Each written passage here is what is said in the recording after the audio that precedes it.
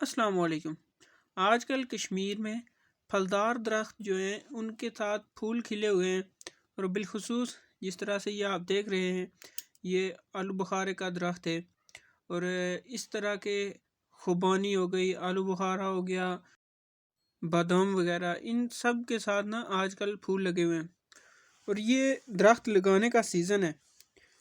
آپ کوشش کریں زیادہ سے زیادہ درخت لگائیں، کیونکہ آگے ان کی آپ کو بہت ضرورت پڑنے والی ہے۔ حالات مشکل سے مشکل تر ہوتے جا رہے ہیں۔ کوئی بھی اس طرح کی چیز فروٹ کے طور پر، جسے ڈرائی فروٹ آپ کہیں کہ کوئی غریب لے سکے، یہ آج کل کے دور میں یہ سمجھے کہ ممکن ہی نہیں رہا ہے، اتنا مہنگا ہو گیا ہے۔ ہر بندہ وہ کھانے کے لیے ترس رہا ہے، وہ کھانا پینا جو اس کے لیے مشکل ہوا پڑا ہے، تو وہ اس طرح کا فروٹ کیسے لے گا؟ تو اس لیے آپ کوشش کریں، یہ آپ خوبانی کا درخت دیکھ رہے ہیں، خوبانی کے درخت خود لگائیں۔ اس کے بعد اخروٹ کے درخت خود لگائیں، آج کل سیزن ہے، آج کل ہر طرح کا درخت آپ لگا سکتے ہیں۔